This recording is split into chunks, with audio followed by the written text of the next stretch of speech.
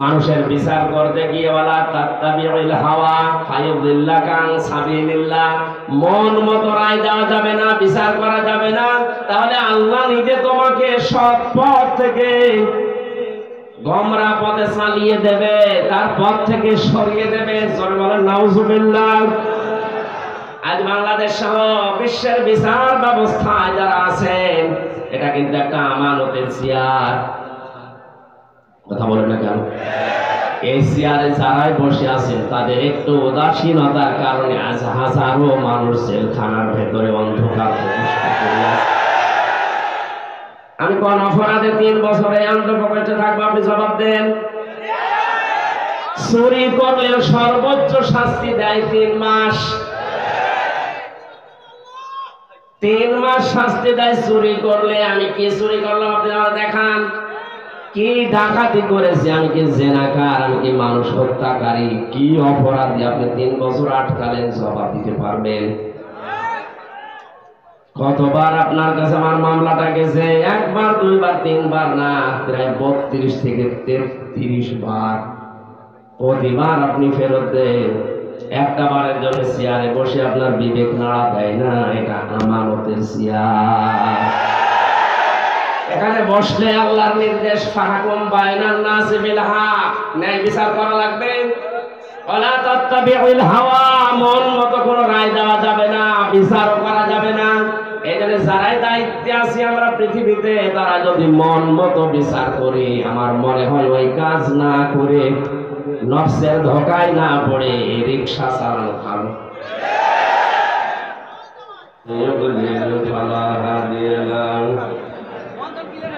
ونشهد أن لا إله إلا الله وحده لا شريك له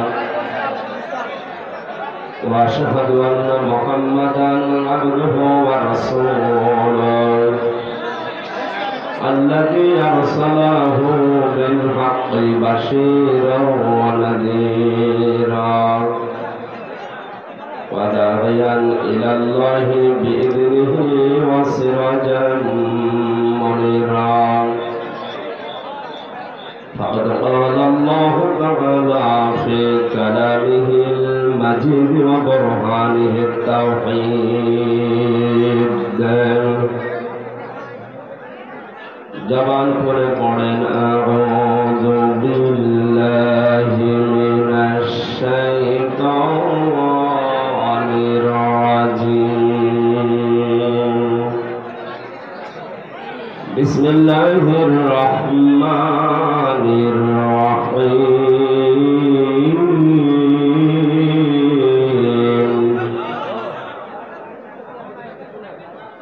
ফাইদা قضيت الصلاة فانتشروا في الأرض وابتغوا من فضل الله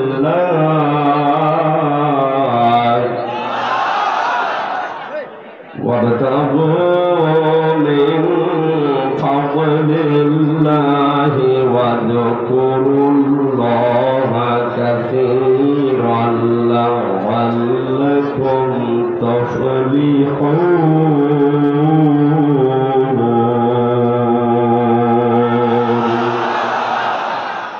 صدقت يا ربنا.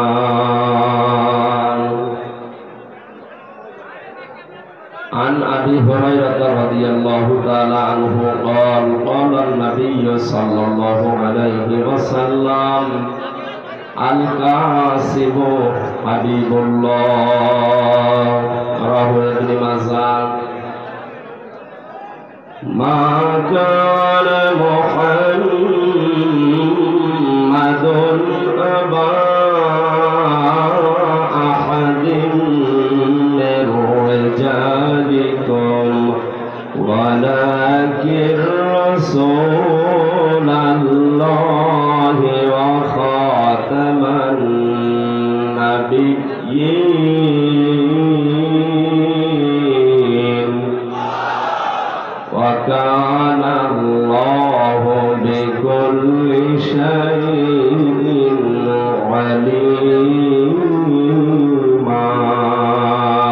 اللهم صل على محمد وعلى آل محمد كما صليت على إبراهيم وعلى آل إبراهيم إنك حميد مجيد اللهم بارك على محمد وعلى آل محمد كما باركت على إبراهيم وعلى آل إبراهيم إنك حميد مجيد রেখো মনেতে ভয় বান্দা খোদার দূর হয়ে যাবে বাধা সব তোমার আমার মালিক আছেন আমাদের রব আছেন আমাদের রব।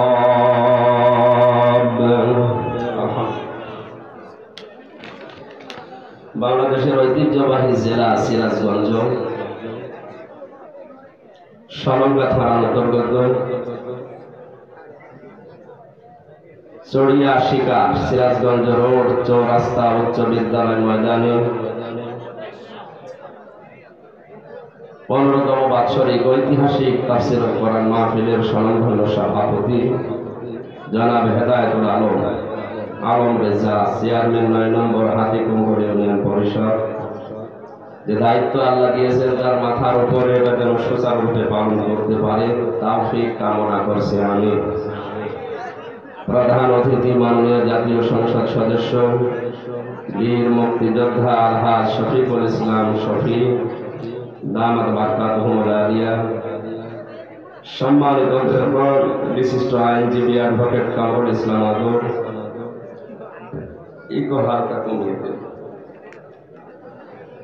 এতক্ষণ পর্যন্ত যারা আলোচনা রাখলেন হাফেজ মাওলানা মুফতি আলী আসগর, হাফেজ মাওলানা মুফতি মুনতাসির মুস্তানসির বিল্লাহ, বিশেষ অতিথি হিসাবে উপস্থিত যারা আছেন, অনেক মানুষের নাম দেখছি, একটা একটা করে নাম বলে দোয়া করার সময় লাগবে। এমনিতে আমার শরীরও ভালো না, কথা আজকে বেশি বলা হচ্ছে।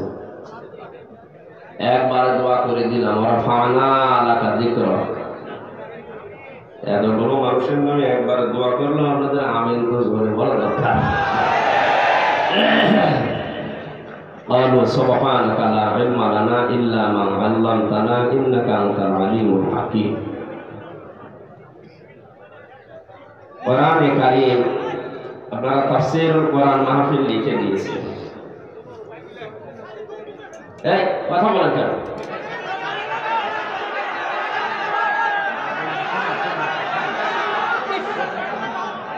শোনা তো যাচ্ছে নাকি? ক্যামেরা এখন তো গ্যাঞ্জাম হয়ে গেলে সমস্যা, দেখা তো যাচ্ছে না। এখন কি করা যাবে? আগে থেকে মাগরিবের পরে এগুলো না ঠিক করে এখন বললে হবে? রাত 10টা বাজে। এখানে যারা দায়িত্বে আছে নাকি এই জামানাগুলো না নাকি এগুলো আরো নিচু করে দিতে পারবে না?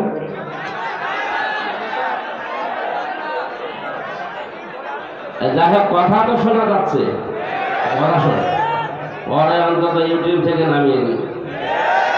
হ্যাঁ, একটু কথা শোনেন ভাই, আমার এমনিতে শরীর ভালো না। আপনাদের এইসব বলতে বলতে যদি সময় চলে যায় যে আয়াত শেষ করবো কত, সুতরাং একটু সময় দিন, আমার সময় দিন একটু।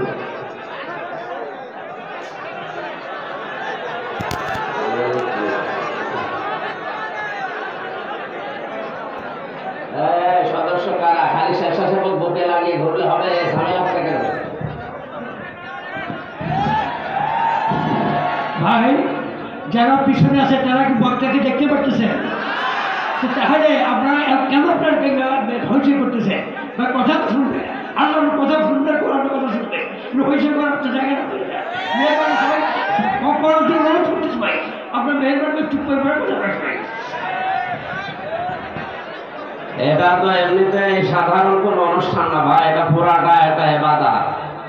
যারা আমরা এসেছি 1-1.5 ঘন্টা 2 ঘন্টা যা সময় বের করবেন পুরাটা ইবাদত। ইবাদতে যেমন ক্যান্সার করা যায় না, এটাও করা যাবে না, আপনার গোনাহ হয়ে যাবে। একটু একটু চুপ করে কথা বলা যাবে ভাই। হ্যাঁ, দাঁড়িয়ে যদি থাকেন দাঁড়িয়ে থাকেন, বসার জায়গা না পেলে, কারণ এখানে জায়গাও নেই। আর জায়গা আছে তো জায়গা নেই, একটু চুপ করেন ভাই। মঞ্চে বসা আছেন পিতৃতুল্য মুরব্বী ইকরাম, বিশেষ করে ওলামা ইকরাম ছাড়া। আবার কথা বলে পুলিশ এখানে বসে কি করছে, তো আপনার পাশে কথা বলে আপনি একটু নাম বের করে।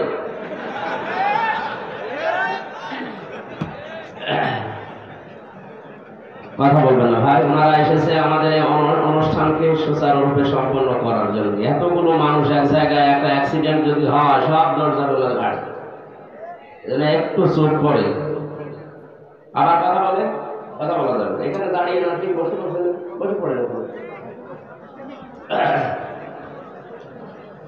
সামনে বসা মুসলমান ভাইরা, পর্দার আড়ালের সম্মানিতা মা এবং বোনেরা, প্রশাসনের ভাইরা, প্রাণপ্রিয় সিরাজগঞ্জবাসী, দল মত নির্বিশেষে কোরআনের অনুষ্ঠানে যারা আমরা এসেছি, খুশি হয়ে বলছি আলহামদুলিল্লাহ। লিখে দিয়েছেন তাফসীরুল কোরআন মাহফিল, এটা লিখেছেন বুঝে শুনি তো নাকি? তাফসীর বাংলাদেশে যেগুলো হচ্ছে, আমার হিসাবে আমি পেয়েছি প্রায় 5 প্রকার তাফসীর দেশে হয় এখন, বাংলাদেশে, ভারতে আর পাকিস্তানে। 1 নম্বরে এই 3টা দেশে তাফসীর হয় সরকারি তাফসীর, 2 নম্বরে হয় বেসরকারি তাফসীর, 3 নম্বরে হয় দরবারি বা খানকার তাফসীর, 4 নম্বরে হয় নাটকীয় তাফসীর, 5 নম্বরে হয় দরকারি বা কোরআনিক তাফসীর। আমরা এই 5টার ভেতরে সরকারি, বেসরকারি, নাটকীয়, দরবারি নয়, আমরা কোরআনিক তাফসীর করার চেষ্টা করব ইনশাআল্লাহ।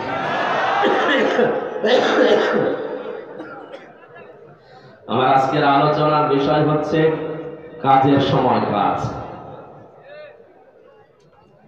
কাজকে অনেক মানুষ দূরে ঠেলে দিয়ে শুধুমাত্র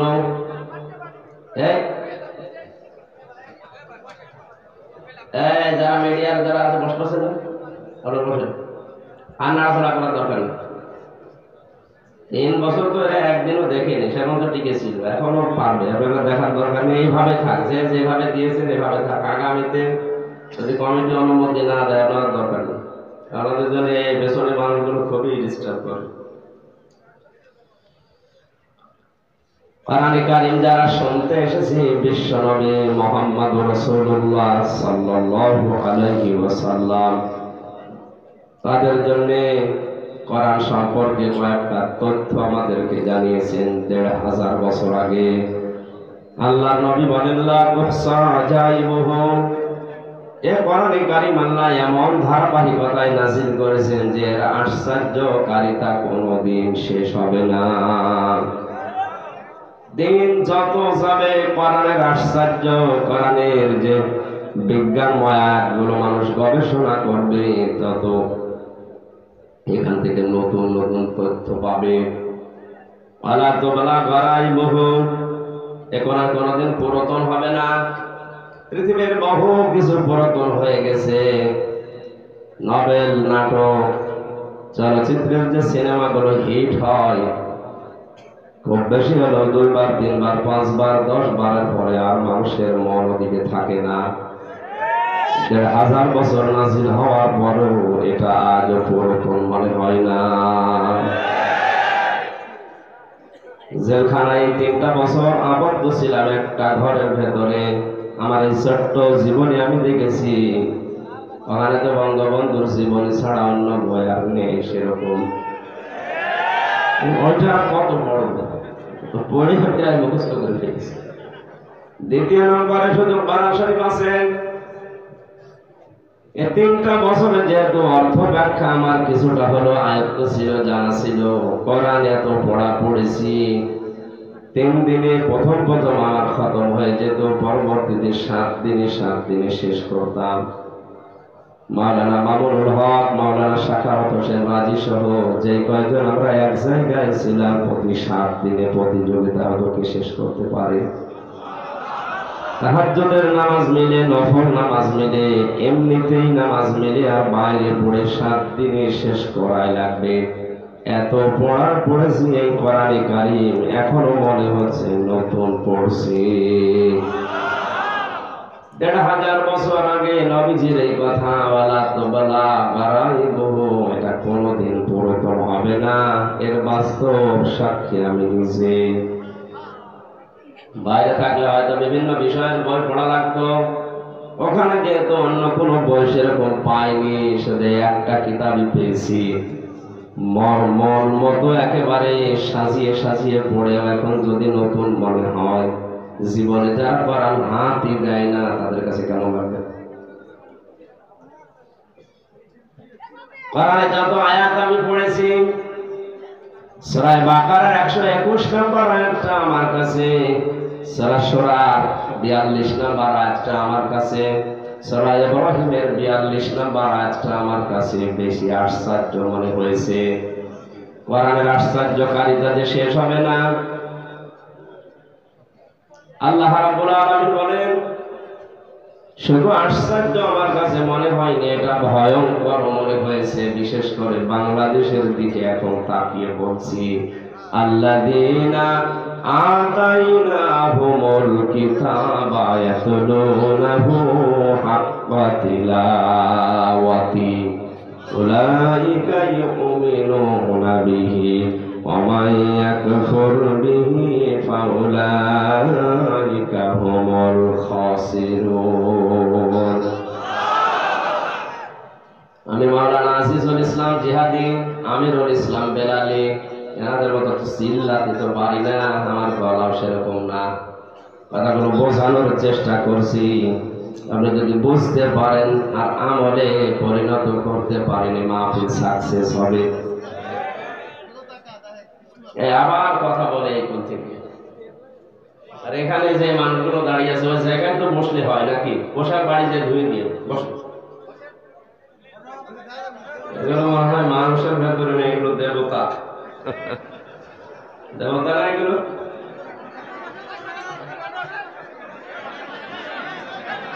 বসলে তো হয়, বসেন বাড়ি যে পোশাকটা ধুয়ে দিয়ে বসে, দেখা যায় না কি দেখবেন কি? বসেন ভাই, বসেন বসে। বারবার পা কেটে গেলে তো সমস্যা। এমনিতে আমার শরীর যে অবস্থা, এগুলো নেওয়া ঠিক হয়নি। আপনারা সাহায্য না করলে তো কথা বলতে পারবো না।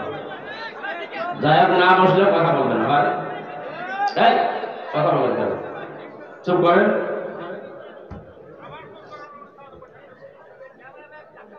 আমি সহ যারা উপস্থিত আছি সবাইকে আয়াতটা থেকে 4টা শিক্ষা নেওয়ার জন্য আহ্বান জানাচ্ছি। খুব ভালো করে শুনবেন। আল্লাহ পাক বলেন, আমি যাদেরকে কিতাব দিয়েছি তারা এই কিতাবের হক আদায় করে তেলাওয়াত করে। কি আদায় করে? বলেন হাক্কা তিলাওয়াতি শব্দের ব্যাখ্যা মুফাসসিরিন ইকরাম যারা তাফসীর করেন তারা লিখেছেন। আলেম যারা আছে, সম্মানিত ব্যক্তিবর্গ যারা আছে, সবাইকে নিয়ে আমি আয়াতটার দিকে প্রবেশ করছি। একটু তাকান। আল্লাহ যাদের কিতাব দিয়েছেন তারা এর হক আদায় করে তেলাওয়াত করে। উলাইকা ইউমিনুনা বিহি, এই মানুষগুলো আল্লাহ যেন তার কুদরতের আঙ্গুল এভাবে দিয়ে ইঙ্গিত করছে, এই মানুষগুলো সিরাজগঞ্জের সলঙ্গা থানায় এই মাহফিলে যে মানুষগুলো বসে আছে, এই মানুষগুলোই উলাইকা ইউমিনুনা বিহি, এই মানুষগুলোই আমার কোরআনকে বিশ্বাস করে, যারা এই হক আদায় করে কোরআন তেলাওয়াত করে। হক আদায় করার জন্য শর্ত 4টা। কয়টা? বলেন। এর পরবর্তী শব্দটা কিন্তু আরো কঠিন। আমাই ইয়াকফুর বিহি ফাউলাইকা হুমুল খাসিরুন। এই চারটা হক যারা আদায় করে না, চারটা শর্ত যারা মানে না, এই মানুষগুলো আমার কোরআন বিশ্বাসও করে না, এরা ক্ষতিগ্রস্ত। জোরে বলেন নাউজুবিল্লাহ। কথা যেহেতু আমার আল্লাহর মুখের কথা, এটা ভয়ঙ্কর, খুব ভালো করে মিলান। আপনি মনে করছেন আমার বাবা মুসলমান ছিল, দাদাও ছিল, আমিও আছি, আমি কোরআন পড়ি, বিশ্বাসও করি না। আপনি বিশ্বাস করেন কিনা আল্লাহর এই আয়াতের দিকে আপনি এবার মিলাবেন। হক আদায় করার শর্ত কয়টা? আরো জোরে, জোর হলো না। এক নম্বরে এটা শুদ্ধ করে পড়া লাগবে। এখানে এখনই যদি জরিপ চালানো হয় 100 জনের, আমার মনে হয় 95 জন হাত তুলবে যে পড়তে পারি না। কোরআনে কারীম পৃথিবীর একমাত্র কিতাব যেটা পড়লে বুঝে পড়েন আর না বুঝে পড়েন, যদি শুদ্ধ হয় অবশ্যই অবশ্যই 10 টাকা কি হবে। আর যদি অশুদ্ধ হয়, পড়া তো দূরের কথা, সওয়াব নেই, আর গোনা হবে আপনার। অনেক মানুষ পড়ে ইযা জাআ নাসরুল্লাহি ওয়াল ফাত, এরকম পড়ে না? যাটা পড়লাম এটা কি শুদ্ধ হয়েছে? হ্যাঁ, না। ইযা জাআ নাসরুল্লাহ, এখানে সোয়াদ আছে, নাসর শব্দের শাব্দিক অর্থ সাহায্য, আর নুন সিন র নাসার মানে কি? পাখি যেন বলেছে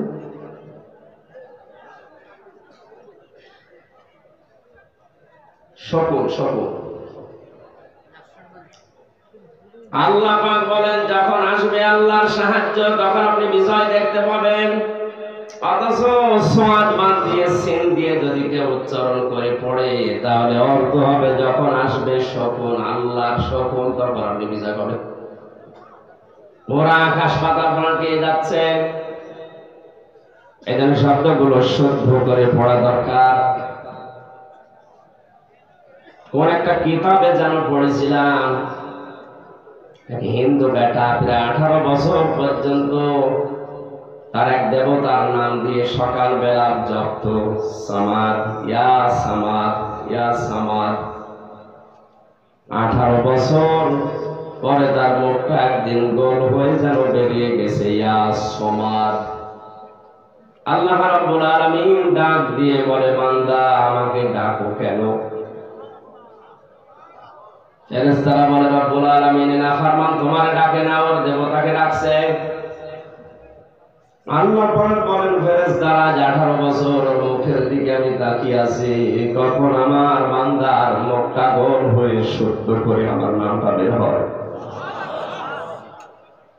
সামাদ মানে যার অভাব আছে, আর সমাদ মানে যার অভাব নেই। সুতরাং কোরআনে কারীমের যদি হক আদায় করে শর্ত মেনে পড়তে হয়, এক নম্বরে আমাদেরকে বিশ্বাসী যদি বলে দাবি করা লাগে যে আমি কোরআন বিশ্বাস করি, অবশ্যই অবশ্যই শুদ্ধ করে পড়া লাগবে। এ বিষয়টা মেনে নিতে দলমত নির্বিশেষে আমরা রাজি আছি, আলহামদুলিল্লাহ। এখন থেকে শুরু করে মরণের আগ পর্যন্ত যদি আপনি চেষ্টা চালান, তাহলে আপনি তালবে এলেন। তালবে এলেন শুধু ওই 5 বছর 7 বছর 10 বছরের বাচ্চারাই না, 80-90 বছরের মুরব্বীও, বুড়া মানুষও তালবে এলেন হবে যদি এখনই কোরআন শিক্ষার জন্য লেগে পড়ে। শ্মশান বাদা আছে, আল্লাহর নবী জানিয়েছেন কেউ যদি তালবে এলেম হয়ে মারা যেতে পারে, আর ওই লোকটার জীবনে যদি হক বলে বাদ মানুষের হক নষ্ট করার গোনা না থাকে, মহান আল্লাহ তালবে ইলমের ইজ্জত মাফ করে দেবে। এজন্য তালবে ইলম হওয়ার দরকার আমাদের আছে না নেই? তালেবে ইলম যখন বাড়ি থেকে কোরআনে কারীম শিক্ষা করার জন্য বের হয়, ওরে এত সম্মান বাড়িয়েছে নবীজি। আল্লাহর নবী বলেন, আল্লাহ তার নূরের ফেরেশতা দিয়ে ওর পায়ের নিচে পর বিছিয়ে দেয়। এটা পরীক্ষিত হয়েছে। ইমাম গাযালি রাহমাতুল্লাহ আলাইহি বলেন, কোরআনে কারীম শিক্ষা করার জন্য বাড়ি থেকে বের হয়ে যত সামনে যেতে চায় তত পেছনে চলে যায়। যে কয়েকদিন ক্লাসে গেলাম প্রতিদিন এভাবে দেরি হয়ে যায়, শিক্ষক ওস্তাদ মাওলানা যিনি আছেন আমাকে বারবার গরম দিতে থাকে, দেরি হয়ে যায় কেন, দেরি হয়ে যায় কেন। ওনাকে খুলে বললাম, ওস্তাদ বাড়ি থেকে যখন কোরআন আমি বুকের ভেতরে নিয়ে বের হই, দেখি আমার সামনে সুন্দর সুন্দর কিছু পাখি পর বিছিয়ে দিচ্ছে।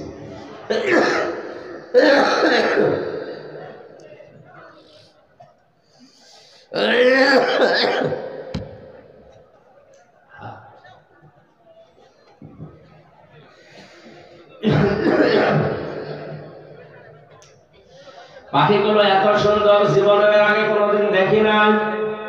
এ পাখি দেখার সঙ্গে সঙ্গে এক হাত দিয়ে কোরআন ধরার পরে আর এক হাত দিয়ে সরাতে থাকি।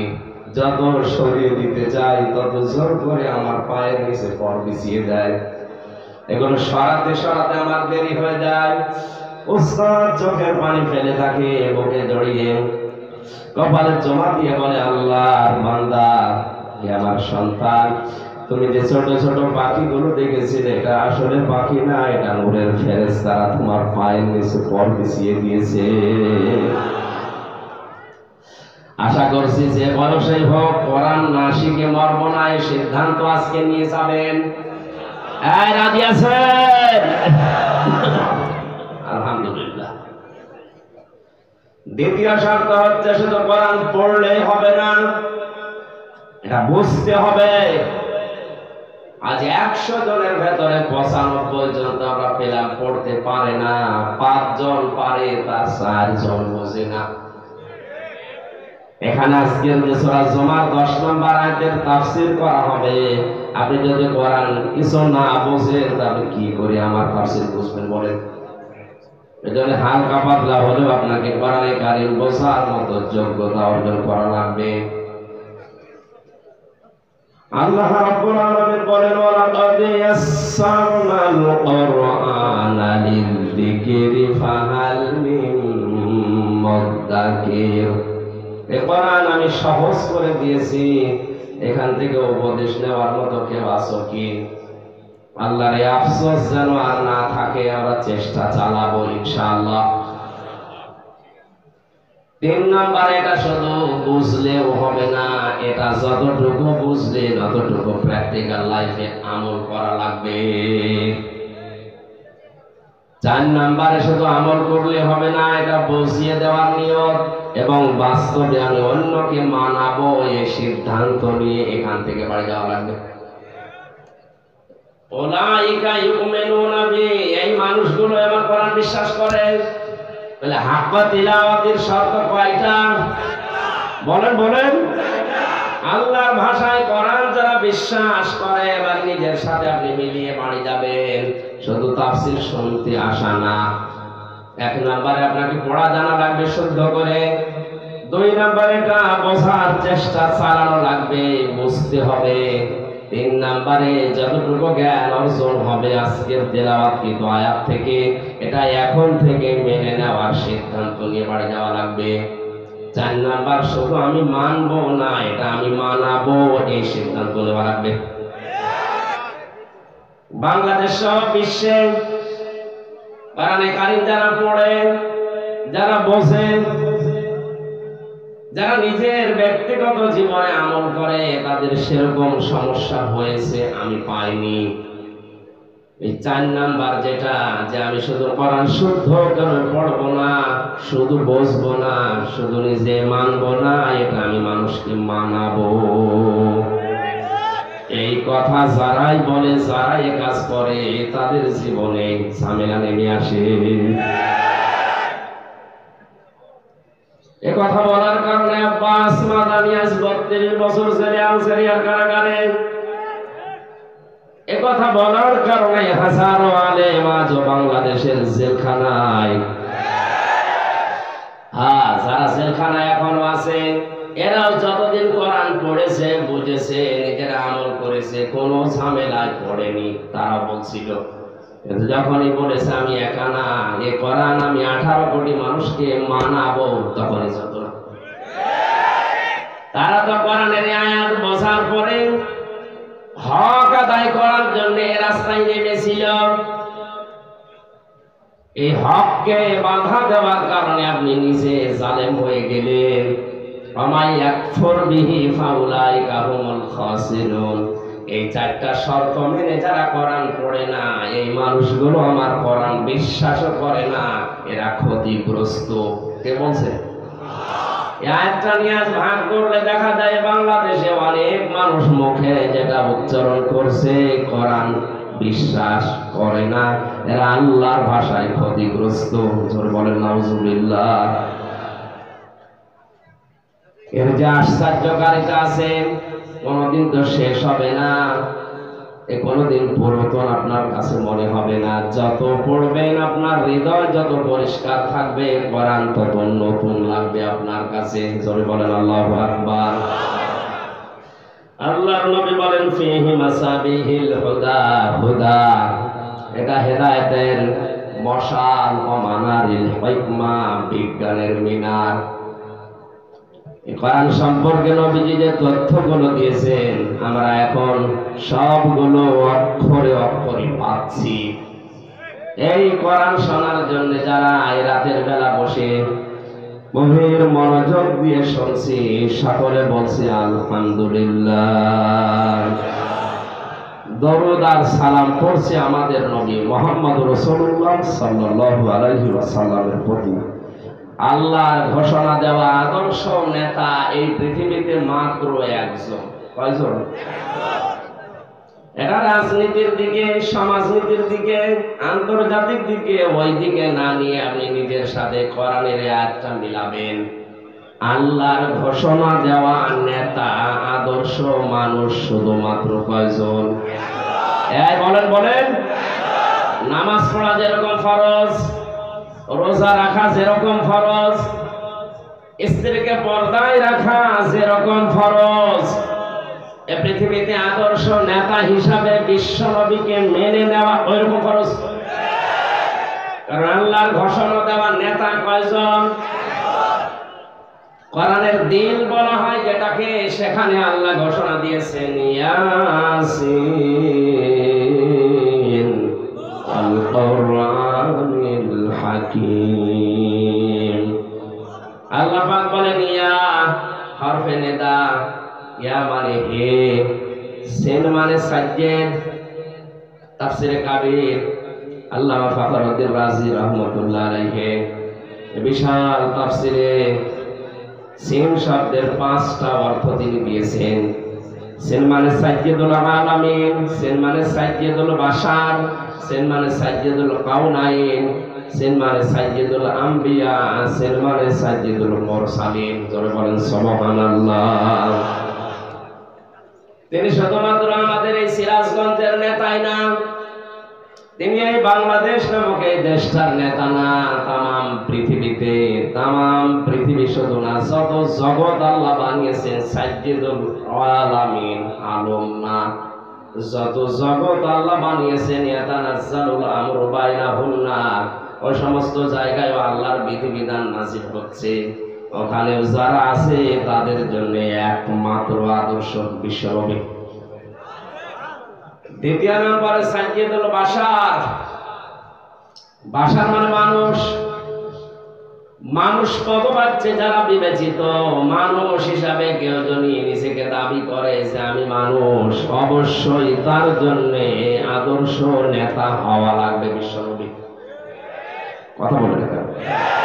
মানুষ দাবি করার পরেও কেউ যদি নবীর আদর্শ না মেনে অন্য কাউকে মেনে চলে, ইয়াসিন এই আয়াত অনুযায়ী আর মানুষ নেই, অন্য কিছু। কথা বোঝার চেষ্টা করুন ভাই। আমার নেতা তোমার নেতা বিশ্বনবী মুস্তাফা, আমার নেতা তোমার নেতা বিশ্বনবী মুস্তাফা। নারায়ে তাকবীর। আমি আব্দুল্লাহ ইবনে ওবায়ের জীবনী পড়েছিলাম। ওর পরা জীবনে কোন ফরজ নফল বাদ গিয়েছে। মুসলমান দাবি যেদিন করেছিল ওই দিন থেকে মরণ পর্যন্ত আমি পাইনি। শুধু একটা জিনিস ওর ভেতরে ছিল না, ও তলে তলে আবু জেহেলকে নেতা মানত। মারা যাওয়ার পরে বিশ্বনবী মুহাম্মদুর রাসূলুল্লাহ নিজে জানাজা পড়ানোর জন্যও যাচ্ছিলেন। আল্লাহ আয়াত নাযিল করে তাকে নিষেধ করেছিলেন। আমার মনে হয় সূরা তাওবার 80 নম্বর আয়াতটা পড়ার পরে এখন যদি কোরআন নাযিল হওয়ার সিস্টেম থাকতো, বাংলাদেশে অনেক মুনাফিক ধরা পড়ে যেত। আর নামাজ, রোজা, হজ, যাকাত, পাগড়ি, টুপি, পর্দা, ব্যবসা সব ঠিক আছে, আদর্শ মানতে গিয়ে এমন মানুষকে মানে যার চরিত্র শয়তানের থেকে খারাপ। আব্দুল্লাহ ইবনে উবাইয়ের জন্য ৭০ মাররাতান পর্যন্ত আল্লাহ বলেছিলেন, হে নবী আপনি এই লোকটার জন্য জানাজা পড়া, দোয়া করা ৭০ বারও যদি ক্ষমা চান আমি ক্ষমা করব না। তাফসিরে খাজিনে মুফাসসির দিয়েছেন না, এটা তাফসিরে ফি জিলালিল কোরআনে আছে। সাইয়্যিদ কুতুব বলেন আল্লাহ রাব্বুল আলামিন ৭০ মাররাতান যখন বললেন, নবীজি বলেন ভাই জিবরাইল ৭০ বার দোয়া করলে আল্লাহ মাফ করবে না, আমি এই লোকটার জন্য ৭১ বার ক্ষমা চাবো। কত? নবীজি মনে মনে সিদ্ধান্ত নিয়ে ৭১ বার, ৭০ বার তো হয়ে গেছে, হয় না ৭১ বারে তিনি হাত তুলে মোনাজাত করবেন। হঠাৎ করে আল্লাহ আয়াতের পরবর্তী অংশটুকু নাযিল করে দিলেন, ফালা ইয়াগফিরাল্লাহু লাহুম। এখানে যদি কা শব্দ দিত তাহলে আমাদের কোনো ঝামেলা থাকতো না। হোম দেওয়ার কারণে আমরা ঝামেলায় পড়ে গেছি। ইয়াগফির এটা মুজারি, বর্তমান, ভবিষ্যৎ, প্রেজেন্ট, ফিউচার। এর আগে লান আছে, এর আগে আবার ফা আছে। খুব খেয়াল করে শুনেন, ফালাই ইয়াগফিরাল্লাহু লাহুম।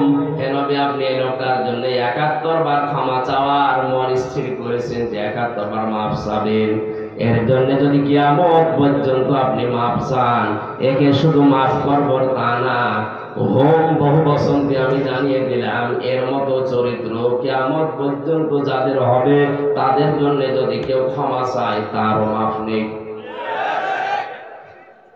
তাহলে ওর নামাজ ছিল রাসূলের পেছনে, ওর রোজা রাখতো রাসূলের সাথে, ইফতারি করতো রাসূলের সাথে, ওর ছেলের নাম, নিজের নাম, বাবার নাম, নাতি ছেলের নাম পর্যন্ত নবীজির কথা শুনে সব আব্দুল্লাহ আব্দুল্লাহ রেখেছিল। নবীজির কথা মানতে আমি তাকে একেবারে পাইনি তা না, জীবনে বহু অনুসরণ সে করেছে, শুধু তলে তলে ওর আদর্শ ছিল আবু জেহেল। এই ছোট্ট কথা থেকে যদি আপনি শিক্ষা নিতে না পারেন তাহলে আমার মনে হয় আপনার কপালে কোরআন হেদায়েত দিতে পারবে না। ১.৫ ঘন্টার কথা শুনে যদি আপনি হেদায়েত পেয়ে যান, পেতে পারেন যদি আপনার মন থাকে। কি থাকে? গিরিশচন্দ্র সেনের কথা আমরা শুনেছি, কোরআনে কারীম বঙ্গ অনুবাদ করে, শুধু তা না ও তাফসীরও লিখেছে। অথচ এই লোকটা কোরআন আমাদের চাইতে বেশি পড়েছে, বেশি লিখেছে, বেশি বুঝেছে, বেশি শুনেছে। কথা বলে না কেন? তাফসীর লিখতে হলে এক একটা শব্দের একাধিক অর্থ জানা লাগে। এখানে যত বড় আলেম ভাষা আছে, কেউ বুকে হাত দিয়ে কথা বলার ক্ষমতা নেই যে কোরআনের পুরা প্রতিটি শব্দের অর্থ আমার জানা আছে না। হয়তো জানা থাকলেও ভুলে গেছি। আমিও পুরাটা পড়েছিলাম কিন্তু এখন আমার আর মনে নেই, এখন আবার দেখার আগে স্টাডি করা লাগে। অথচ হিন্দু বেটা পুরা কোরআন শরীফ ওরা করতেছিল, প্রতিটি শব্দের অর্থ জানা ছিল। কি পড়া পড়েছে বলেন, কি বোঝা বুঝেছে, কি আয়ত্ত ছিল কোরআনের উপরে তার, কি সময় দিয়েছে সারাটা জীবনে। অথচ লোকটা মারা যাওয়ার পরে গোসল দিয়েছে। কথা বলে না কেন? জানাজা হয়েছে, কবরে দিয়েছে, কোথায় দিয়েছে? উড়ে দিয়েছে। মাথায় কি আপনার মগজ নেই? একটা বারের জন্য চিন্তা আসে না এই লোকটা আমার চাইতে কোরআনের পেছনে শ্রম সময় কম দেয়নি, অনেক বেশি দিয়েছে। ও বুঝেছেও বেশি, পড়েছেও বেশি, লিখেছেও বেশি, কিন্তু কোরআন তাকে হেদায়েত দিতে পারেনি, কারণ ওর মন ছিল না। কোরআন থেকে হেদায়েত নেওয়ার মন ওর ছিল না। আল্লাহ জোর করে আপনাকে হেদায়েত দিয়ে জান্নাতে দেবে, অত দায় আল্লাহ পড়েনি।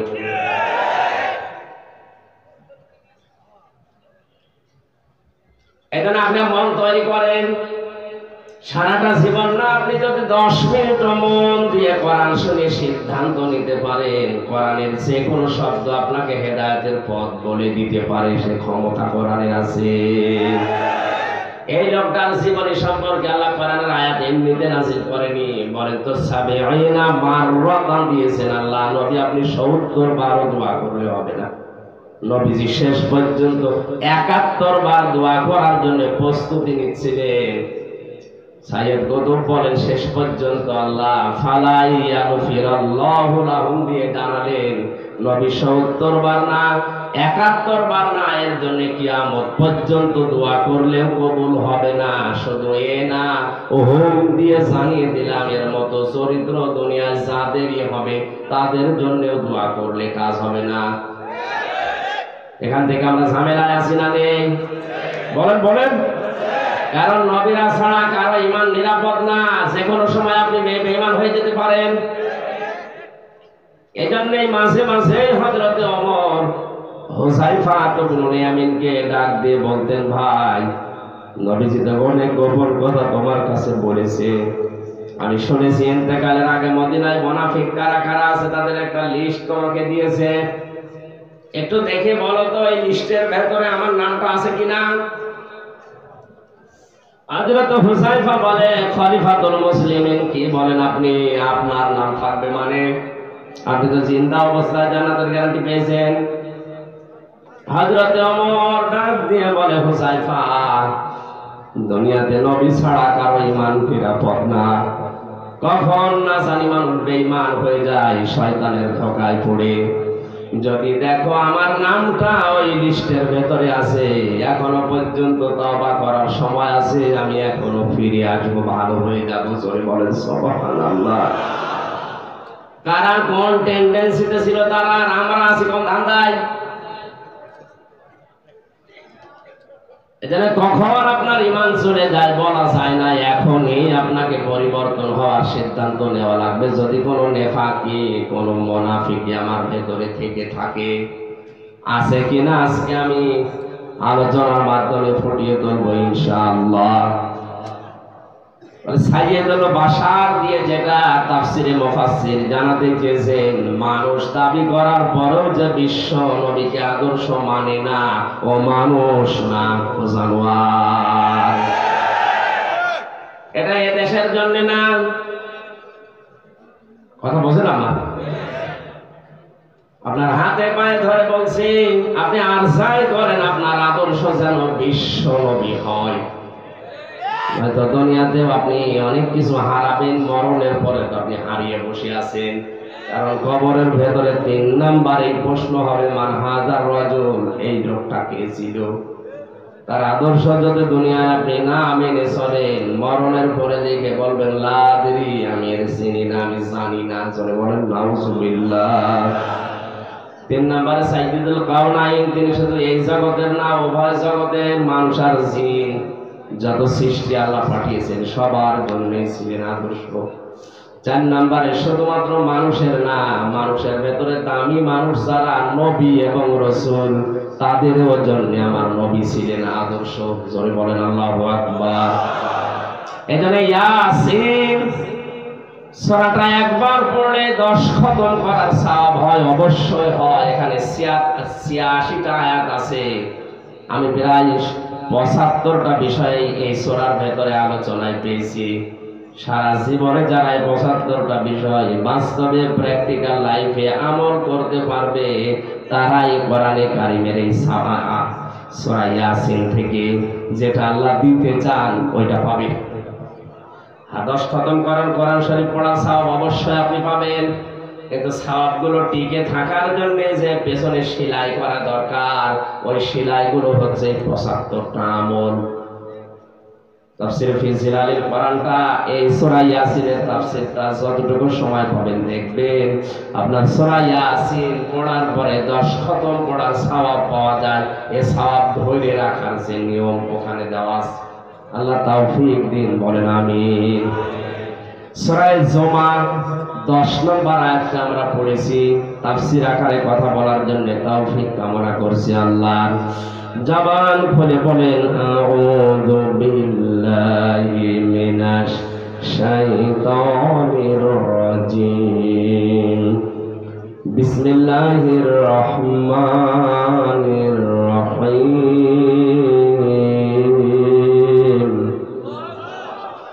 ফাইদা কুদিয়াতিস সালাতু ফান্তাশিরু ফিল আরদি ওয়াবতাগু মিন ফাদলিল্লাহ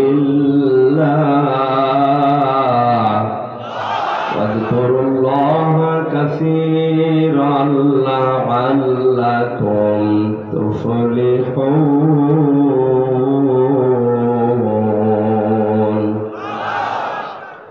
আল্লাহ পাক বলেন, যখন নামাজ শেষ হয়ে যাবে জমিনে ছড়িয়ে পড়ো, ছিটিয়ে পড়ো, আল্লাহর অনুগ্রহ তালাশ করো।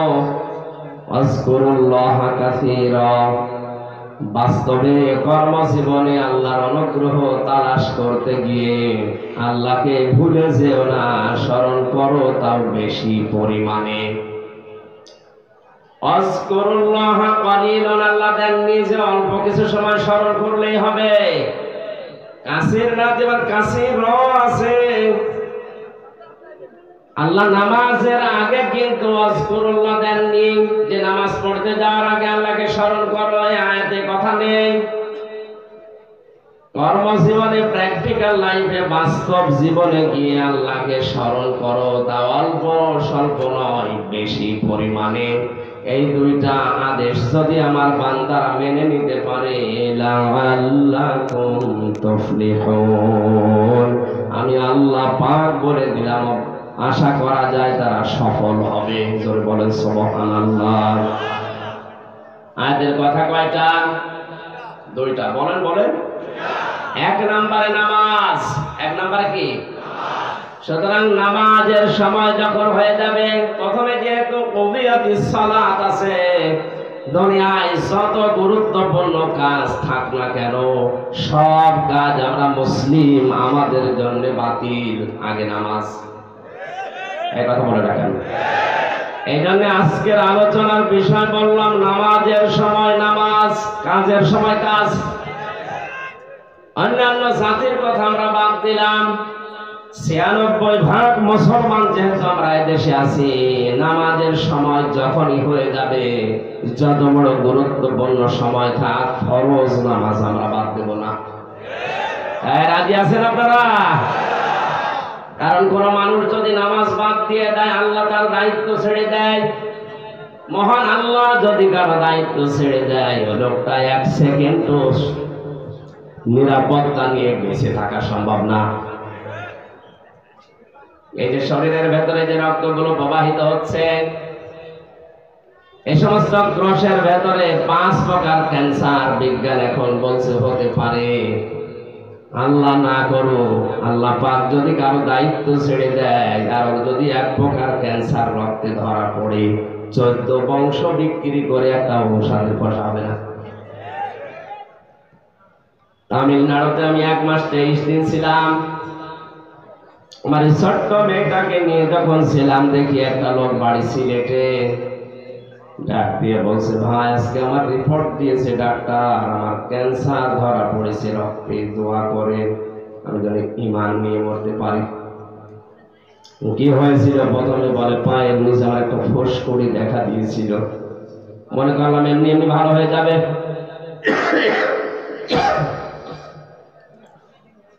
কিছুদিন পরে দেখি না, অবস্থা খারাপের দিকে।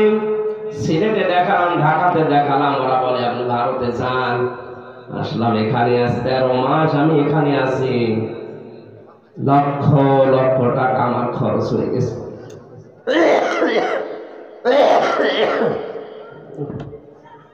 ঠিক আছে।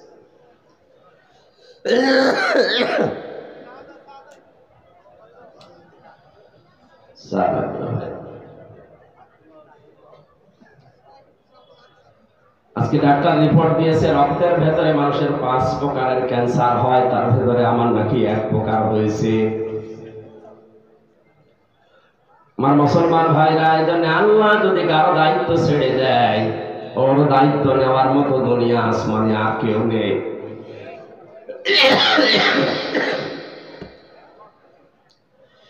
যেন আল্লাহর জিম্মায় থাকতে হলে তার সবচেয়ে বড় হুকুম যেটা নামাজ, এটা পড়ার দরকার আছে না নেই? দুনিয়ার অনেক কিছু আছে, এর ভেতরে আখিরাতে তো আছে। পৃথিবীতে কোনো মানুষ যদি 5 ওয়াক্ত নামাজ আদায় করার আগে ওযু করে,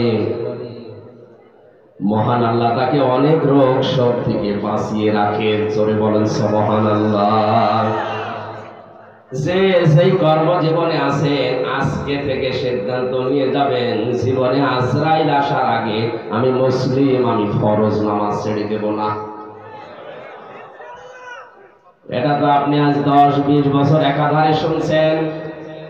হযরতে আব্দুল্লাহ আনসারীর জীবনী পড়েছিলাম, তিনি মাত্র একবার শুনেছিলেন এই ফরজ নামাজের গুরুত্ব। পরিবারস্থ লোকদেরকে গর্তের ভেতরে রেখে হলেও তিনি নামাজে আসতেন। হযরত ওমর একদিন নালিশ দিলেন, ইয়া রাসূলুল্লাহ, এই লোকটা প্রতিদিন পেছনে আসে নামাজে আর সবার আগে দৌড় দিয়ে চলে যায়। আপনি মুনাফিকদের যে আচরণ বলেছিলেন, মুনাফিকদের জন্য বাজার ভালো লাগে বেশি, মসজিদ ওদের কাছে খারাপ লাগে। লোকটা আসে সবার পেছনে আর চলে যায় সবার আগে। আপনি এবার বলেন লোকটা কি? নবীজি বলেন, আন্দাজে মন্তব্য করা ঠিক নয়, চলো দেখি তার বাড়িতে গিয়ে। কয়েকজন সাহাবীকে নিয়ে নবীজি তার বাড়িতে গেলেন। ডাক দিলেন, আব্দুল্লাহ বাড়িতে আসো। আসসালামু আলাইকুম ইয়া আসসালামু আলাইকুম ইয়া আহলাল বাইত। একবার, দুইবার, 3বার ডাক দেওয়ার পরে কাঁপতে কাঁপতে হযরতে আব্দুল্লাহ আসলেন। নবীজি বলেন, দেখো, আমি নবী যদি কারো উপর অসন্তুষ্ট হয়ে যায়, মহান আল্লাহ তার জীবনের সব আমল বাতিল করে দেয়। আমি কি তোমাকে 3বার ডাক দেওয়ার পরে আসলে কেন প্রথম ডাকে সাড়া দিলে না? হযরত ওমর তোমার নামে কয়েকটা কথা বলেছে, জবাব চাই।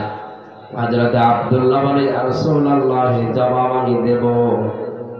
আপনি যখন প্রথম আমাকে ডাক দিয়েছিলেন, আমি আপনার মুখে শুনেছিলাম যে মানুষ নিজে শুধু বাঁচলে হবে না, পরিবারকেও বাঁচাতে হবে। আমার স্বামী স্ত্রীর নামাজ পড়ার মতো কাপড় পোশাক শুধুমাত্র একটা, বাকি যে কাপড় আছে ওগুলো দিয়ে অন্তত নামাজ আদায় করার মতো কাপড় না। আমি নামাজ পড়তে গিয়ে যদি আপনার পেছনে নামাজ পড়ার পরও বসে সময় নষ্ট করি, আমার স্ত্রী বাড়িতে যাকে আমারে বাঁচানো লাগবে তার তো নামাজ কাজা হয়ে যাবে। এই জন্য আমি দৌড় দিয়ে বাড়িতে চলে আসি। বড় পোশাক পরে শরীয়তে যেভাবে থাকা যায় ওইভাবে আমি সামনে যেতে পারি না, এই জন্য ঘরের ভেতরে একটা ছোট গর্ত আমি করে রেখেছি। ছোট পোশাক পরে আমি ওই জায়গায় নেমে যাই। স্ত্রী এই বড় পোশাকটা পরে নামাজ আদায় করে, ওই পোশাকটা আমারে দিলে ওইটা নিয়ে আমি বাইরে আসি। আল্লাহর নবী তার কথাগুলো শুনছিলেন আর কাঁদছিলেন। হঠাৎ তাকিয়ে দেখলেন উঠানের উপরে একটা বাচ্চাকে শিকল দিয়ে বাঁধা। নবীজি বলেন, ওরে জড়ি দিয়ে শিকল দিয়ে বেঁধে রেখেছো। সাহাবী বলে, হে নবী, আমি আপনার মুখে শুনেছি লা ইয়াদখুলুল জান্নাতা জাসাদুন উযিয়া বিল হারাম। ওই শরীর জান্নাতে যাচ্ছে না, যাবেও না যার শরীরটা হারাম দিয়ে লালিত পালিত হয়। আমি যে পোশাকটা পরে বাইরে কর্মজীবনে যাই, আমার এই সন্তানটা ছোট মানুষ, আমার স্ত্রী তো ঘর থেকে ওভাবে বারবার বের হতে পারে না। ওই যে একটা খেজুর গাছ দেখছেন, ওইটা বাঁকা হয়ে ওদের বাগানের খেজুর গাছ আমার উঠানের উপরে এসেছে। ওখান থেকে পাকা খেজুর যখন পড়ে, আমার এই ছোট ছেলেটা না বুঝে হয়তো দু একটা কুড়িয়ে খেয়ে ফেলতে পারে। আমি মুসলিম দাবি করি, আমি আপনার উম্মত। আমার সন্তান যদি মানুষের জিনিস না বলে খায়, এটা চুরির ভেতরে গণ্য। চুরির যে সংজ্ঞা আছে, কারো জিনিস না বলে নেওয়া, না বলে খাওয়া, এর নাম চুরি। এর নাম কি? আমি মুসলমান, আমার এই নামে কলঙ্ক হয়ে যাবে। এই জন্য যতক্ষণ আমি কর্মজীবনে বাইরে থাকি, ছেলেটাকে বেঁধে রাখতে আমার কষ্ট হয়, এরপরও আমার ছেলেটাকে আমি বেঁধে রাখি।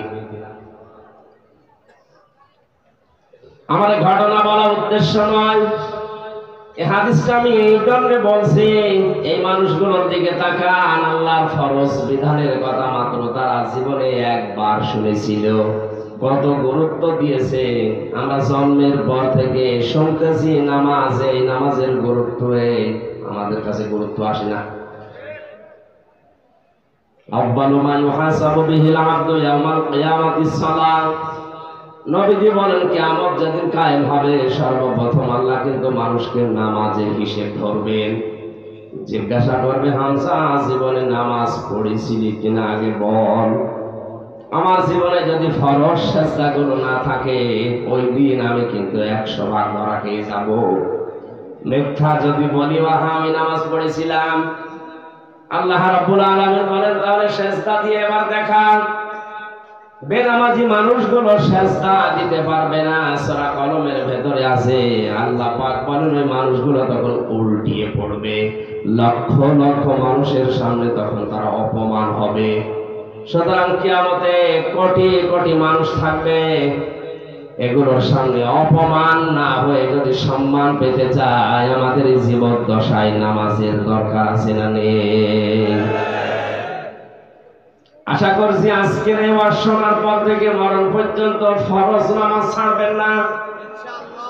যত বড় গুরুত্বপূর্ণ কাজ থাক না কেন, অন্তত যদি নফল আর সুন্নত পড়তে নাও পারেন, পরে পড়ে নিয়ে ফরজটা অবশ্যই আদায় করবেন। মানুষ নামাজ অনেকে পড়ে না, তার ভেতরে অন্যতম কারণ হচ্ছে অধিকাংশ মানুষ নামাজের বিষয়ে জানে না। আমার কুষ্টিয়া জেলার গ্রামের বাড়িতে যেখানে হালসা, মাঝে মাঝে ওখানে যেতাম, যে দেখি ফজরের নামাজে মাত্র 3 জন। ইমাম সাহেব মুয়াজ্জিনকে বললাম, কই মানুষ কই? বলে হুজুর এলাকার মানুষ নামাজ পড়ে না। পড়ে না, এ দোষ শুধু ওদের না, এই দোষ আমার। আসলে নামাজ যে কি, নামাজের ভেতরে কি পাওয়া যায়, নামাজে কি মজা আছে, এটা এলাকার অধিকাংশ মানুষ জানে না। এই কারণে ওরা নামাজে আসে না। সুতরাং এটা আগে জানানো লাগবে। সূরা ফাতিহা বাদ দিয়ে 4টা সূরা যদি শুদ্ধ করে অর্থ সহ একটু আধটু হলেও ব্যাখ্যা সহ ওদেরকে জানানোর ব্যবস্থা করা যায়, নামাজের 13টা ফরজ 14টা ওয়াজিব দিয়ে অন্তত নামাজ কি এটা যদিও নামাজের শান্তি পায়, এই 3 জন না, এই ফজরের নামাজে 300 মানুষ হাজির হবে। একটা মাদ্রাসা করে দিয়েছিলাম আমার মায়ের নামে। একটা বছর পরে দেখি নামাজি প্রায় 5 থেকে 6 কাতার এখন প্রায় নামাজি হয়ে গেছে। মানুষ তো তারাই ছিল, শুধুমাত্র কোরআনে কারীম জানার ব্যবস্থা করে, বোঝার ব্যবস্থা করে দেওয়ার কারণে এখন তারা নামাজে মজা পেয়েছে, পিটালেও এখন তারা নামাজ পড়বে না। আপনারা এলাকায় এরকম ব্যবস্থা করবেন, মসজিদে হোক, খানকায় হোক, মাদ্রাসায় হোক, মক্তবে হোক, নামাজ ইসলাম মূল নীতি যেগুলো আছে, এই ফরজ বিধানের এগুলো মানুষকে জানানোর ব্যবস্থা করেন। মানুষ যদি সত্যিই নামাজে মজা পেয়ে যায়, ওই যে 2 জন সাহাবীর কথা হাদিসে এসেছে, বিশ্ব নবী তাদের পাহারায় রেখেছিলেন। তাবু পাহারা দিতে গিয়ে একজন বলছে সারা রাত এভাবে 2 জন জেগে থেকে লাভ নেই, একজন ঘুমিয়ে যায়, একজন পাহারা দাও। সাহাবী চিন্তা করছে যখন ঘুমিয়ে গেছে, আমি সময়টা নষ্ট না করে নামাজে দাঁড়িয়ে কাটাই, কারণ এমনি এমনি কোরআন পড়লে সওয়াব হবে, 10টা করে নেকি হবে, আর নামাজে দাঁড়িয়ে তেলাওয়াত করলে 70টা নেকি হবে। যে সময়টা কাজে লাগায় আমি নামাজে দাঁড়িয়ে নামাজে তেলাওয়াত করছিলেন। দুশমন এসে দেখে কালো একটা পিলারের মতো কি যেন দাঁড়িয়ে আছে, অন্ধকারে মানুষ না পিলার বুঝতে পারার জন্য তীর নিক্ষেপ করেছে। তীরটা এসে তার ডান বাহুর ভেতরে লেগেছে। নামাজে তেলাওয়াতে তিনি এমন মজা পাচ্ছিলেন, নামাজ ছেড়ে দেননি। বাম হাতের ভেতরে আরেকটা লেগেছে। চিন্তা করছে এভাবে দুইটা লাগার পরে এখন যদি আমার বুকের ভেতরে পিঠের ভেতরে একটা তীর লেগে যায়, আল্লাহর নবী আহত হয়ে যাবেন। এই চিন্তা করে তিনি নামাজ শেষ করে সাহাবী পাশে যেটা আছে তাকে জাগালেন।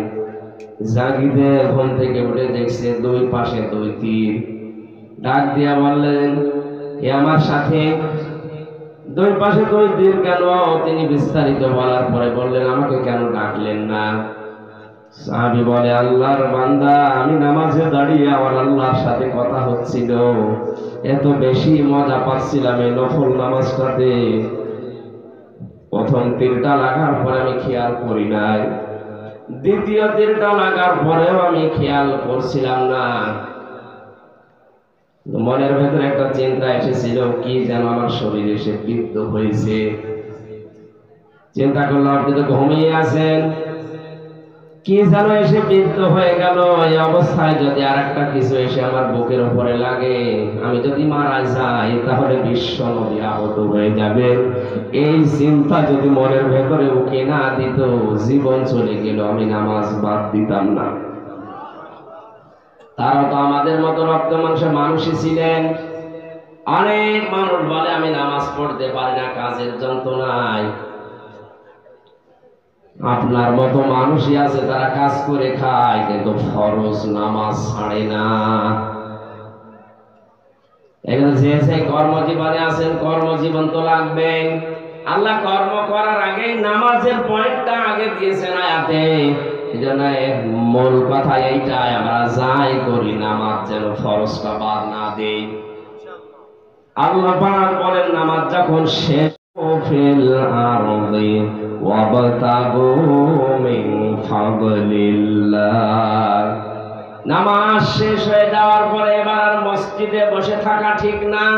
এই টাকান অনেকেই নামাজের পর মসজিদে বসে বসে গল্প করে, নিজের ছেলে কয়টা, মেয়ে কয়টা, কে কোথায় কি করে, এই গল্প জায়েজ নেই আপনার জন্য।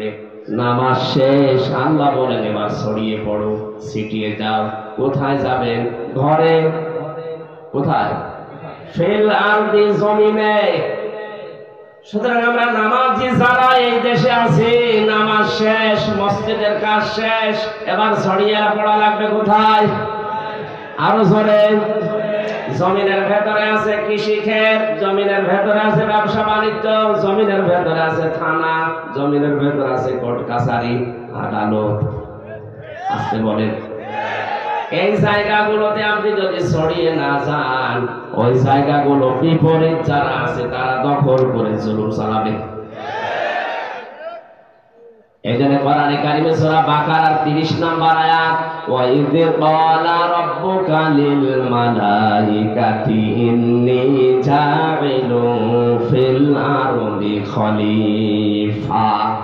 আল্লাহ পাক বলেন, স্মরণ করো ওই সময়ের কথা, আমি যখন ফেরেশতাদেরকে বলেছিলাম জমিনে আমি খলিফা পাঠাতে চাই। কি খেয়াল করেন তো, আয়াতের মূল কথা ছিল আমি জমিনে খলিফা পাঠাতে চাই। কোথায়?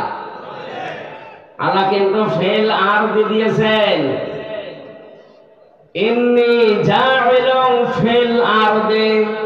আল্লাহ যদি বলতেন ইন্নী জাইলুন ফিল খানকা খলিফা, আমি খানকায় খলিফা পাঠাবো। আজ যেমন বাংলাদেশে খানকায় খলিফা বেশি না কম? আল্লাহ তাআলা যদি বলতেন ইন্নী জাইলুন ফিল মাদারিসি খলিফা, মাদ্রাসায় আমি খলিফা পাঠাবো। ইন্নী জাইলুন ফিল মাসাজিদি খলিফা, মসজিদে খলিফা পাঠাবো। তাহলে মসজিদে কিছু সময় কাটিয়ে মাদ্রাসায় কয়েকটা ছাত্র পড়াশোনা করালে, শুধু ঘরের ভেতরে খানকায় বসে সুবহানাল্লাহ পড়লে, কিছু খলিফা তৈরি করলে দায়িত্ব শেষ হয়ে যেত। আল্লাহ পাক এই সমস্ত জায়গার নাম নিয়ে না দিয়ে নাম দিয়েছেন ফিল আরদি। কোন জায়গা? বলেন বলেন। আমি ফিল আরদি খলিফা শব্দ নিয়ে ব্যাখ্যায় পেয়েছি খলিফা আল্লাহ পাঠাতে চেয়েছেন খানকায়, মসজিদে, মাদ্রাসায়, বাইতের ভেতরে না, পাঠাতে চেয়েছেন জমিনে। আজ বাংলাদেশ সহ বিশ্বের মুসলমানেরা জমিনে নেই, এই জন্য জমিনগুলো আজ জালেমরা চাষ করছে, সব জায়গা দখলে নিয়েছে এখন জালেমরা। এই জুলুম থেকে মুক্তি পাওয়ার জন্য আমাদের জমিনে থাকা লাগবে না খানকায়? বলেন বলেন, জমিনে ফিরে আসেন। যারা জমিনে ছিল তাদের জামানায় শান্তি ছিল। হযরতে দাউদ আলাইহিস সালাম কোথায় ছিলেন? আসতে বলেন, ইয়া দাউদু ইন্না জাআলনাকা খলিফাতান ফিল আরদি। আল্লাহ পাক বলেন, হে দাউদ, আমি তোমাকে খলিফা বানিয়েছি খানকার। কোথায়? বলেন বলেন, কি করবা জমিনের খলিফা হয়ে? শুধু মরিদ বানাবা? কি ফাহাকুম বাইনান নাস বিল হক, মানুষের ভেতরে ন্যায় বিচার করবা।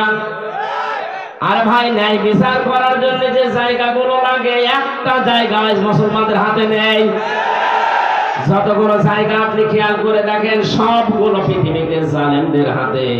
আপনি ন্যায় বিচার করবেন কি দিয়ে, কোন জায়গায় করবেন, সে জায়গাও নেই, সে জিনিসও নেই। বস করে ন্যায় বিচার করা যায়? আল্লাহ ফাহাকুম বাইনান নাসে দিয়েছেন, ন্যায় বিচার করা লাগবে গরু ছাগলের ভেতরে। বলেন বলেন, লিন্নাস, কোন মানুষ? বড় মানুষ। লাম ব্যবহার করা হয় অনিষ্ঠ অর্থে, তার একটা অর্থ আছে, লাম ব্যবহার হয় জীবিত মানুষদের জন্য। নবী দাউদকে আল্লাহ ডাক দিয়ে জানিয়েছেন, জমিনের খলিফা হয়ে শুধু গরু ছাগলের বিচার না, তোমাকে বিচার করা লাগবে, ন্যায় বিচার করা লাগবে মানুষের ভেতরে।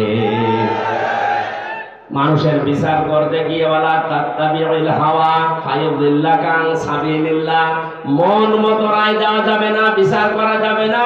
তাহলে আল্লাহ নিজে তোমাকে সৎ পথ থেকে গমরা পথে চালিয়ে দেবে, তার পথ থেকে সরিয়ে দেবে। জোরে বলেন নাউজুবিল্লাহ। আজ বাংলাদেশ সহ বিশ্বের বিচার ব্যবস্থায় যারা আছেন, এটা কিন্তু একটা আমানতের চেয়ার। কথা বলেন না কেন? এই চেয়ারে যারাই বসে আছেন, তাদের একটু উদাসীনতার কারণে আজ হাজারো মানুষ জেলখানার ভেতরে অন্ধকার প্রতিষ্ঠা করে আছে। আমি কোন অপরাধে 3 বছরে অন্তর্ভুক্ত থাকবো? আপনি জবাব দেন। চুরি করলে সর্বোচ্চ শাস্তি দেয় 3 মাস। 3 মাস শাস্তি দেয় চুরি করলে। আমি কি চুরি করলাম আপনি আমার দেখান? কি ডাকাতি করেছি? আমি কি জেনাকার? আমি কি মানুষ হত্যাকারী? কি অপরাধী আপনি 3 বছর আটকালেন? জবাব দিতে পারবেন? কতবার আপনার কাছে আমার মামলাটা গেছে? 1 বার 2 বার 3 বার না, প্রায় 32 থেকে 33 বার। প্রতিবার আপনি ফেরত দেন। একটা বারের জন্য চেয়ারে বসে আপনার বিবেক নাড়া দেয় না, এটা আমানতের চেয়ার। এখানে বসলে আল্লাহর নির্দেশ, ফাহাকুম বাইনান নাস বিল হক, ন্যায় বিচার করা লাগবে। ওয়ালা তাত্তাবিউল হাওয়া, মন মতো কোনো রায় দেওয়া যাবে না, বিচারও করা যাবে না। এই জন্য যারাই দায়িত্বে আছি আমরা পৃথিবীতে, তারা যদি মন মতো বিচার করি, আমার মনে হয় ওই কাজ না করে, নফসের ধোকায় না পড়ে রিকশা চালানো ভালো।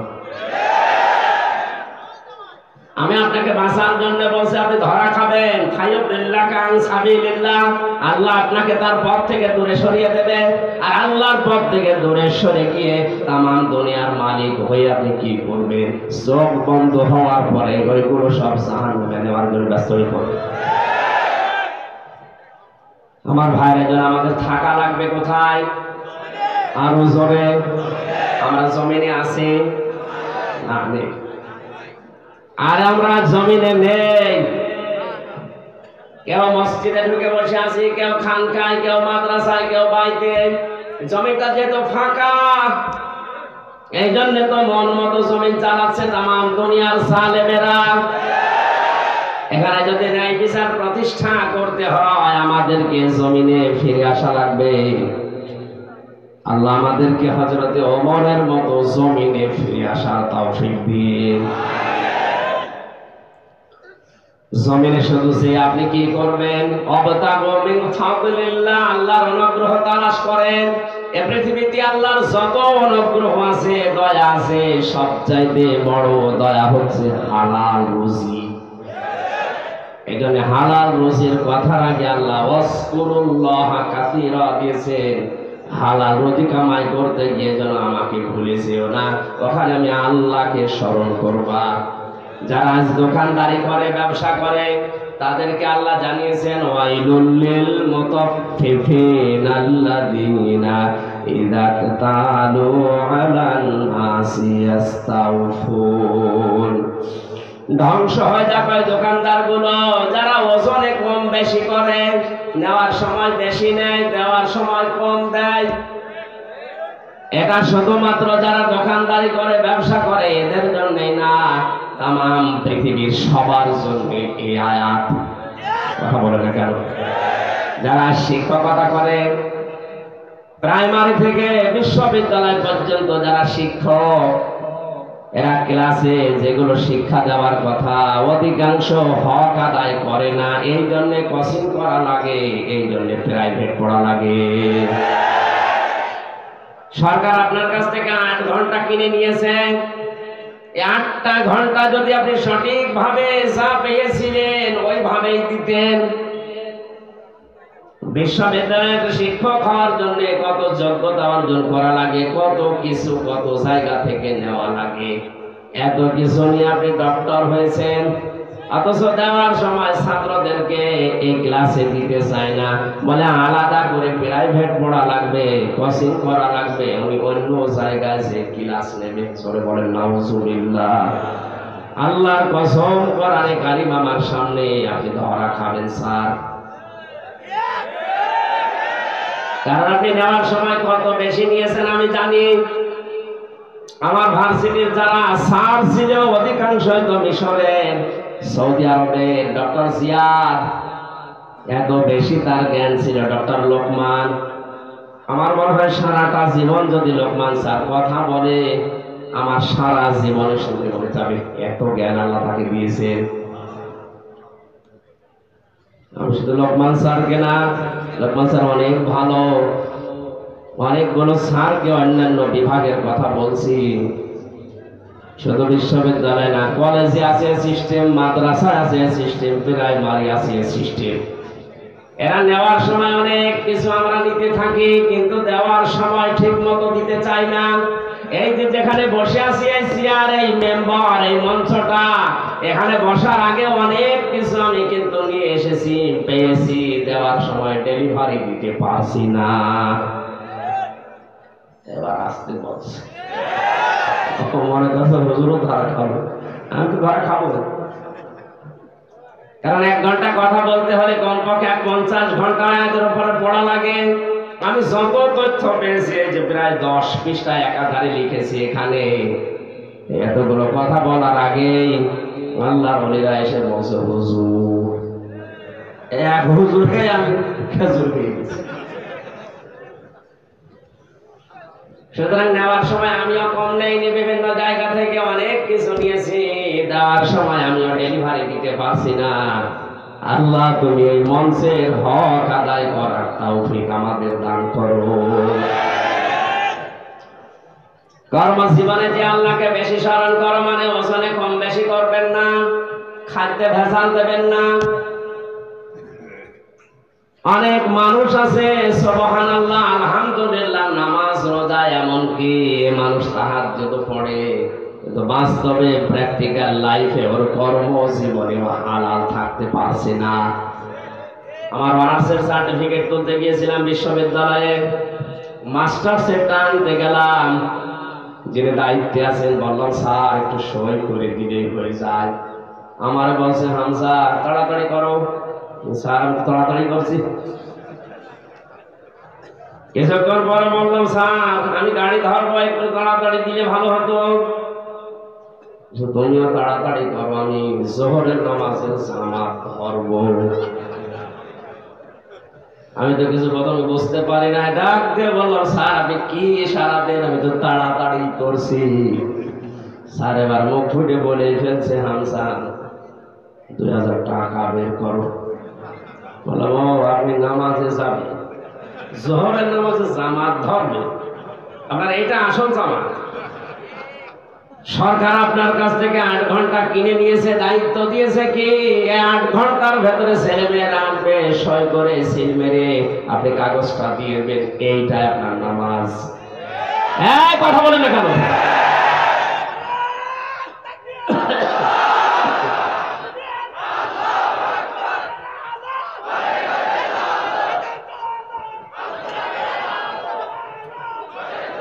বসে